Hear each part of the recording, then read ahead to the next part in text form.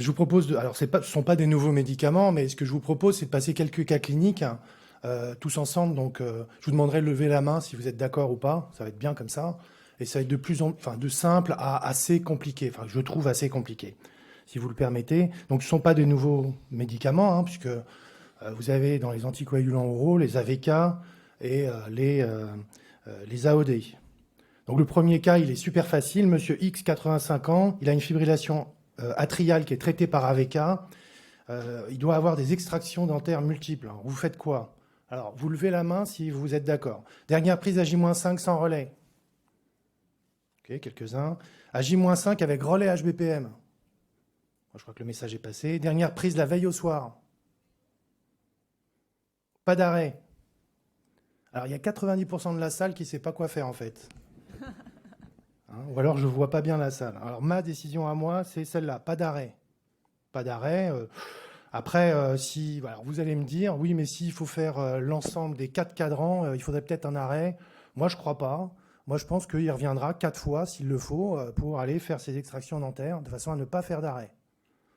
Alors, on a la même chose avec de l'apixaban. Alors, Monsieur X, 85 ans, fibrillation atriale traitée par apixaban, extraction dentaire multiple. J'aimerais que tout le monde vote. Dernière prise à J-3, sans relais. OK ? Dernière prise à J-3 avec relais HBPM. Je pense que vous avez peur de vous faire engueuler. Dernière prise la veille au soir. Ah, super. Et pas d'arrêt. On peut dire ça aussi, hein, parce que moi, mon choix, c'est pas d'arrêt. D'ailleurs, c'est le choix des dentistes hein, qui disent, oulala, si vous commencez à proposer des arrêts, ça va pas le faire. Vous allez vous le retrouver finalement dans votre centre hospitalier. Donc, pas d'arrêt pour les gens de la société de chirurgie orale. Voilà. Donc, pour résumer sur l'histoire des AOD et des AVK sur les bridging, sur les relais, vous avez cette diapo où vous avez la quasi-totalité des indications des anticoagulants oraux.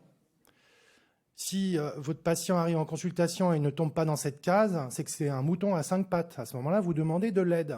On va voir le médecin vasculaire, le cardiologue pour dire pourquoi il a cette dose ou cet anticoagulant, je ne comprends pas. Mais vous avez quand même 99% des patients qui vont rentrer dans cette case.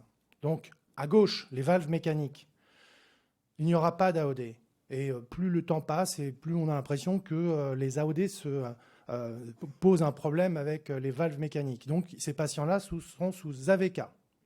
Et donc, si vous avez un patient avec une valve mécanique, quelle que soit la position, vous faites un relais en préopératoire parce que, voilà, valve mécanique. On discutera après de savoir quel type de relais.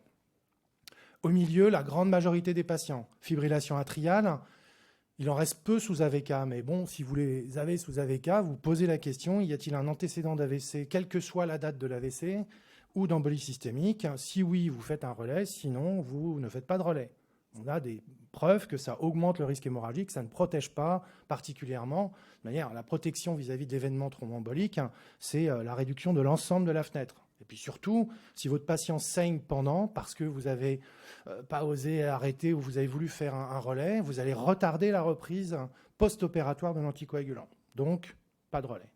Et s'il est traité par AOD, ce patient-là, pas de relais. Maladie thromboembolique veineuse, votre patient a fait une embolie pulmonaire, l'a-t-il fait dans le mois qui précède? Et là, ça pose un vrai problème, parce qu'il y a un risque de récidive à l'arrêt des anticoagulants qui est extrêmement important. Ce risque qui est très important pendant le premier mois, il est moins important jusqu'au 3e mois, et ensuite ça s'aplatit un peu. Et donc, si votre patient a fait une embolie pulmonaire il y a plus de 3 mois, à ce moment-là, vous arrêtez sans relais. Mais sinon, vous faites un relais s'il est traité par AVK. Et s'il est traité par AOD, jamais de relais. C'est résumé ici pour les AOD. Il n'y a aucune littérature qui a, pour le moment, remis en cause ce qu'il y a dans ces cases. Monsieur X, 85 ans, il n'a pas de chance. Maintenant, il a une valve mitrale mécanique qui est traitée par AVK. On doit lui faire une colectomie. Alors, valve mitrale mécanique traitée par AVK. D'accord? Colectomie, donc risque hémorragique, chirurgical. Il va falloir qu'on arrête et qu'on fasse une fenêtre, hein, mais c'est une valve mitrale mécanique. Qui fait dernière prise à J-5 sans relais? Là, j'ose pas lever le bras. Dernière prise à J-5 avec un relais HBPM. Dernière prise à J-5 avec un relais HNF, héparine non fractionnée. sous forme IVSE ou sous forme sous-cutanée, la fameuse calciparine. Dernière prise la veille au soir. Personne, pas d'arrêt. Voilà, dernière prise à J-5 avec relais HBPM. HBPM en 2 injections à dose curative. Alors pourquoi? Parce que voilà, il y en a quelques-uns qui ont voulu faire HNF, donc j'ai une question à vous poser. Donc j'en ai repéré une vingtaine dans la salle. Vous avez choisi un relais par HNF. Pendant les 5 jours d'arrêt, là, vous allez faire des contrôles avec un TCA, j'imagine, pour voir si vous êtes dans la cible. Combien de contrôles TCA faites-vous pendant les 4 jours de relais? Est-ce que vous en faites 0? Qui en fait 0? Qui en fait 1? Qui en fait 2? Qui en fait 3? Qui en fait 4? OK. Alors, ma réponse, c'est supérieur à 5. Pourquoi? Eh bien, écoutez, à gauche, là, sur cette diapo, vous avez la proportion de patients qui vont avoir un TCA supérieur à, globalement, 2 fois le témoin. 1 fois et demi, 2 fois le témoin. Pour qu'on arrive à équilibrer ces patients-là, il faut plus de 5 mesures de TCA. D'accord? Donc, en fait, vous allez balancer un truc en disant « je veux atteindre la cible », mais vous n'atteindrez jamais la cible. Et puis, si par bonheur, vous avez au premier TCA un TCA thérapeutique, il n'y en a qu'un tiers qui va le rester par la suite. Donc globalement, c'est rassurant la calcie en 2 ou 3 fois par jour, parce que c'est comment dire, c'est ce que veut le cardiologue, donc ça nous rassure, mais ça ne marche pas du tout en fait. Il est préférable à ce moment-là de faire des HBPM qui sont beaucoup plus stables et qui, quand on fait une méta-analyse, et je dois ces diapositives à Patrick Mismetti, il n'y a pas beaucoup d'études, 6 études qui comparent un relais par HBPM par rapport à HNF. Donc regardez, hémorragie majeure, bon, CNS, il n'y a pas d'hémorragie majeure qu'on peut imputer facilement à l'HBPM ou à l'HNF. Mais lorsque vous regardez en chirurgie non cardiaque, vous avez plus d'hémorragie avec l'HNF qu'avec l'HBPM. En chirurgie cardiaque, on ne le voit pas trop parce qu'on fait beaucoup d'HNF. Et regardez les événements thromboemboliques, il apparaît ici quand même qu'il y a proportionnellement plus d'accidents thromboemboliques avec l'HNF, et sa grande variabilité, qu'avec des relais avec une HBPM. Voilà. Donc, beaucoup d'arguments pour faire une HBPM en relais, y compris sur les valves mitrales, et des recommandations donc de l'ESC de 2022 qui disent que l'HBPM est recommandé en alternative à l'HNF pour faire des relais chez les patients avec des valves mécaniques et un haut risque chirurgical. Et que ce bridging, il est recommandé avec, alors eux, ils mettent les deux, mais il y a l'HBPM, pour des valves avec, par exemple, une valve aortique avec un facteur de risque ou une valve mitrale ou tricuspide. Alors après, la question, c'est est-ce que ce patient-là devrait être opéré dans mon centre alors que je ne vois que quelques valves mitrales. Je pense que d'abord, ils connaissent très très bien leur pathologie, ils savent très bien gérer leurs anticoagulants. Si vous les hospitalisez pour faire le relais, ils vont vous dire non, parce qu'il y a des alternatives. Donc, il faut vraiment utiliser ces alternatives. Je pense que la question qui s'est posée pendant des années, est-ce que je peux faire une HBPM? Maintenant, elle est claire et elle est dans les recommandations européennes. Alors, ça se complique un peu. Monsieur X, 85 ans, donc c'est pas le même Monsieur X, valve aortique mécanique, traité par AVK, et on doit lui faire une colectomie, mais il a une clairance de la créate à 20 millilitres minute. Voilà, mais mon HBPM, je vais en faire quoi maintenant? Parce que, en général, dès qu'on a une touche d'insuffisance rénale, tout le monde change HBPM pour HNF. C'est ce que je constate. Et on a peur d'aller descendre bas. Donc, bon. Qui fait dernière prise à J-5 sans relais? Il y en a un là, ici. Dernière prise à J-5 avec un relais HBPM. Okay. Dernière prise à J-5 avec un relais HNF. Il y en a toujours qui... Oui, ok. Dernière prise la veille au soir et pas d'arrêt. Alors ma position, c'est celle-là. Ça tombe bien, c'est la majorité. Comme ça qu'on devient président. Il y a eu un changement dans l'AMM de l'énoxaparine, en particulier sur son utilisation chez des patients insuffisants rénaux. Et il est écrit, et je pense qu'il faut qu'on le lise en raison du manque de données dans cette population, l'énoxaparine n'est pas recommandée chez les patients présentant une insuffisance rénale terminale, inférieure à 15 millilitres minute. mis à part lors de la prévention de formation d'introbus sur un circuit de CEC ou d'hémodialyse. On est dans l'hyperspécialisation pour le coup. Donc en conséquence, mon patient, plutôt que lui mettre une dose curative d'énoxaparine, ce que je vais faire, c'est que je vais regarder sur le Vidal. Et ce que le Vidal me propose, c'est deux catégories, les deux premières lignes, prophylaxie de la MTEV et traitement de la TVP-EP. Donc si je dois faire un relais, je vais plutôt utiliser ça. C'est-à-dire 100 unités kilo en une fois par jour chez l'insuffisant rénal, entre 15 et 30 millilitres minute. Voilà. Et si j'ai besoin d'une thromboprophylaxie, je ne ferai pas 4000 d'énoxaparine, mais les 2000 si je choisis de faire d'énoxaparine.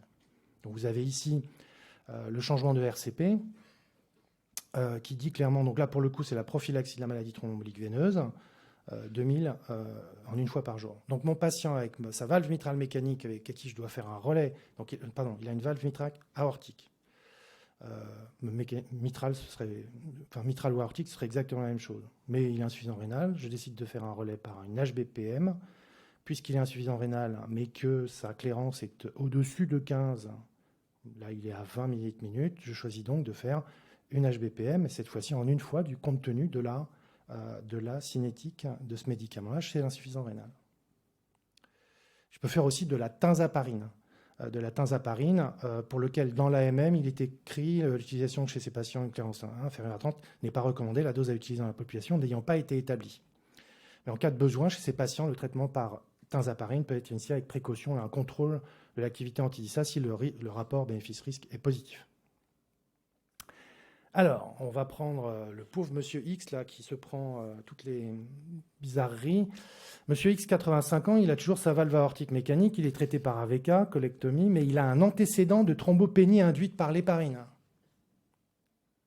Donc, clairement, on n'a pas envie de lui mettre une HBPM. Voilà. Donc, qui fait une dernière prise à J-5 sans relais? J'en ai trouvé deux. Dernière prise à J-5 avec un relais HBPM. Non, attendez, baissez la main. Thrombopénie induite par l'héparine. HBPM, HNF, vous ne levez pas la main. Dernière prise à J-5 avec un relais HNF. Donc, personne ne lève la main, c'est bien. Dernière prise la veille au soir et pas d'arrêt. Ma position, c'est déjà d'aller voir sur le site de l'ASFAR ou du GIHP, diagnostic et prise en charge d'une thrombopénie induite par l'héparine. C'est très bien fait, c'est complet. Et puis vous pouvez la voir dans tous ces journaux-là. Moi, mon choix, c'est celui-là. J-5 sans relais, mais c'est une valve mécanique. Je regarde s'il n'a pas de risque, facteur de risque majeur. S'il est en FA, par exemple, à ce moment-là, je révise ma position. Mais ça, c'est une position qu'on peut avoir, mais de façon collégiale. Ça correspond aux recommandations nord-américaines. Quelqu'un qui a une valve aortique en position mécanique, une valve mécanique en position aortique, on pourrait, pour certains groupes, ne pas faire de relais. Mais ce n'est pas la position française. Donc, je vais vous faire une autre proposition.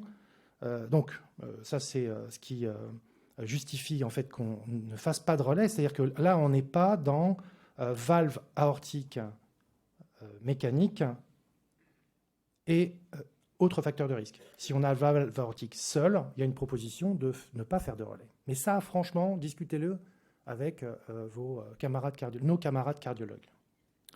J'ai deux autres propositions, c'est de faire un relais avec du fondaparinux ou de faire un relais avec de l'argatroban. La dernière possibilité, je pense que je ne vous conseille pas de la faire. C'est extrêmement difficile à gérer, ce médicament-là, et puis surtout, ça se fait dans des situations qui sont assez rares. On fait ça en réanimation chirurgie cardiaque, par exemple, ou dans un cadre chirurgie cardiaque. Il faut vraiment avoir franchement l'habitude. Quelle est la demi-vie du fondaparinux? Est-ce que vous pouvez me donner la demi-vie du fondaparinux?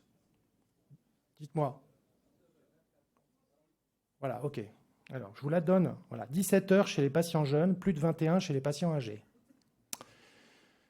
D'accord? Ça veut dire que quand je fais du fondaparinux à dose curative, il faut que j'attende un petit moment quand même. Donc, je vous rappelle, une demi-vie, c'est diminution de 50% de la concentration. Deux demi-vie, c'est 75. Trois demi-vie, c'est etc., etc. Donc, attention, le fonda, ce n'est pas une demi-vie courte. Et puis, elle est très sensible, en fait, à la fonction rénale. Donc, attention avec le fonda si vous devez faire des relais. En pratique, faites plutôt une activité anti-10 pour vérifier que la résiduelle est au plus bas. Argatroban, vous avez vu le protocole à droite. C'est assez compliqué, il faut toujours regarder ces fiches pour faire de l'argatroban. Et donc voilà. Donc en conclusion, parce que je n'ai pas autre chose à vous dire, c'est que dans la grande majorité des cas, les protocoles simples s'appliquent. Avec un valve mécanique, on fait un relais. On peut faire un relais avec une HBPM. L'HBPM, c'est en naturellement 2 injections à dose curative. Blabla, dernière prise la veille au matin. Si c'est un AOD, c'est jamais de relais. Si c'est AVK pour la FA, c'est qu'il faut le renvoyer chez le cardiologue pour qu'il le mette sous un autre médicament, ou alors il y a une bonne raison pour le laisser sous AVK. S'il a la maladie thromboembolique veineuse, 1 mois, 3 mois, c'est vraiment la période que je dois avoir en tête. Et donc c'est assez simple. La gestion des patients inhabituels, c'est inhabituel. C'est-à-dire que là, il faut réfléchir, il faut regarder les recommandations et puis faites-le de façon collégiale avec les cardiologues et tracez dans le dossier. Il faut une bonne information du patient, ils ne sont pas débiles, ils connaissent très bien leur traitement. Et enfin, j'insiste, le tout tracé dans le dossier. On peut faire des modifications par rapport et transgresser un petit peu les recommandations ou les préconisations, mais il faut le justifier. Voilà, je vous remercie de votre attention.